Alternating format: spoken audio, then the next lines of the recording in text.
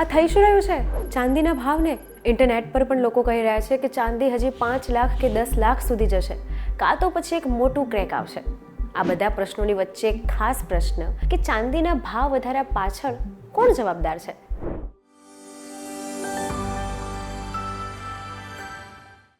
Hello, હું જાહ્નવી પંડ્યા. આજના વિડીયોમાં આપણે જાણીશું કે ચાંદીના ભાવ વધાર્યા પાછળ એકચ્યુઅલી જવાબદાર કોણ છે.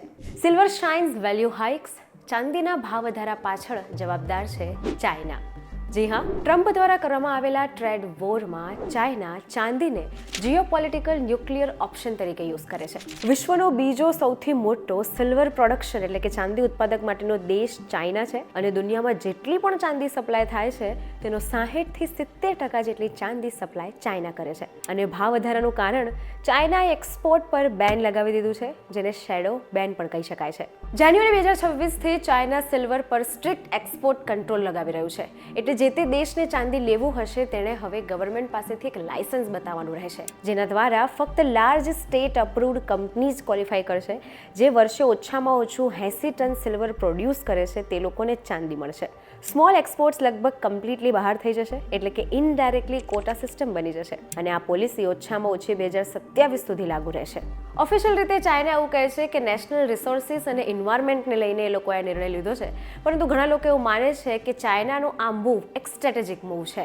સિલ્વર જેવા ક્રિટિકલ મેટલ પર કંટ્રોલ લગાવવા માટેનો એક પ્લાન છે. હવે ચાઇના એક્સપોર્ટ પર બેન લગાવશે તો સિલ્વરની શોર્ટેજ તો ઓલરેડી છે જ, તો કેટલી માંગ વધશે? ડિમાન્ડ અને સપ્લાયના ડેટાની વાત કરીએ તો 2024ના ડેટા પ્રમાણે 1015 મિલિયન અંશીસ જેટલી ચાંદીનું સપ્લાય હતું, જેની સામે ડિમાન્ડ હતી 1164. ડિમાન્ડ વધારે છે અને સપ્લાય ઓલરેડી ઓછું છે અને હવે ચાઇના કહે છે કે હું સિલ્વર નહીં વેચું.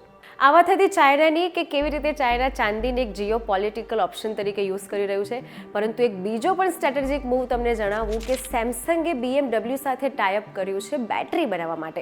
સોલિડ સ્ટેટ બેટરી બનાવવા માટે 1 કિલો જેટલી ચાંદી વપરાતી હોય છે અને આ બેટરીની ખાસિયત શું છે? નોર્મલ મોબાઈલની બેટરી લિથિયમ આયનથી બનેલી હોય છે, જેમાં આગ લાગવાની સંભાવના વધારે હોય છે. હવે સેમસંગ જે બેટરી બનાવે છે એ છે નોન ફ્લેમેબલ, એટલે એમાં આગ નહીં લાગે. એટલે જે ખબર આવતી હતી કે બેટરીને લીધે આગ લાગી અથવા ઇલેક્ટ્રિક વાહનમાં આગ લાગી, એ આ બેટરી બનવાને કારણે આવા કિસ્સાઓ બંધ થઈ જશે. અને એટલું જ નહીં, હાલ જે ઇલેક્ટ્રિક વ્હીકલ્સ 200 થી 300 કિલોમીટર ચાલે છે તે આ સોલિડ સ્ટેટ બેટરીને લીધે 900 થી 1000 કિલોમીટર જેટલા ચાલશે. આ બેટરી હજી માર્કેટમાં આવી નથી, હજી આની પાછળ R&D ચાલી રહ્યું છે. પરંતુ જો આ બેટરી માર્કેટમાં આવી ગઈ અને 20% જેટલો વપરાશ પણ શરૂ થયો તો ચાંદી જેટલી પણ જોવાય છે તે ધીમે ધીમે ગાયબ થતી જોવા મળશે.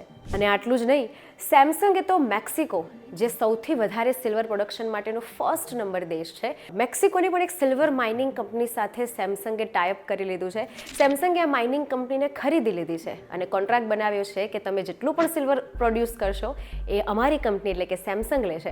એટલે સેમસંગને આનાથી કેટલો ફાયદો થાય છે તે સાફ નજરે પડી રહ્યું છે. મેક્સિકોમાં આવેલી સિલ્વર કોમ્પ્લેક્સ માઇનિંગ કંપનીને ખરીદીને સેમસંગ આગળના ભવિષ્યમાં ચાંદી માટે ખૂબ જ ફાયદાકારક નજરે પડશે. ચાઇના અત્યાર સુધી સિલ્વર આપતું હતું અને જેમાં સિલ્વર છે, સેમિકન્ડક્ટર છે, તેને ઇમ્પોર્ટ કરતું હતું. હવે ચાઇના એમ કહે છે કે હું શું કામ મટીરિયલને એક્સપોર્ટ કરું, ફિનિશ પ્રોડક્ટ પર ધ્યાન આપીશ ને હું સેમિકન્ડક્ટર કે બેટરી પણ બનાવું છું. તમને ધ્યાન હશે જ કે માર્કેટમાં ઓલરેડી ચીનને બનાવેલી બેટરી અને ગાડીઓ ચાલી જ રહી છે. એટલે ક્રેક આવવાની સંભાવના તો છે જ, પરંતુ એટલો મોટો પણ ક્રેક ચાંદીમાં નહીં આવી શકે. જે 1970 અને 2011 જ્યારે ચાંદી આટલી વધી હતી ત્યારે એ વખતે ક્રેક જોવા મળ્યો હતો. પરંતુ હાલની પરિસ્થિતિ, ડિમાન્ડ, ટેકનોલોજી અને સિલ્વરનો યુઝ એટલો વધી ગયો છે કે એ જોઈને લાગે છે કે એટલો મોટો ક્રેક આવવાની સંભાવના હાલ ખૂબ જ ઓછી છે. આ સાથે ફાઇનાન્સ એક્સપર્ટ કહે છે કે જો તમે સિલ્વરમાં હજી પણ ઇન્વેસ્ટ નથી કર્યું તો સિલ્વરમાં ઇન્વેસ્ટ કરવાનું શરૂ કરી દેજો. એ માટે સિલ્વરમાં તમે SIP કરી શકો છો, જે ખૂબ જ ઉપયોગી નીવડશે, જે તમને સારું રિટર્ન પણ આપશે. તો તમને શું લાગે છે કે 1970 2011 બાદ 2025 પછી પણ ચાંદી ઘટશે? કોમેન્ટમાં ચોક્કસ જણાવજો અને આવા જ ઇન્ફોર્મેટિવ વિડીયોઝ માટે જોડાયેલા રહેજો VTV ડિજિટલ સાથે.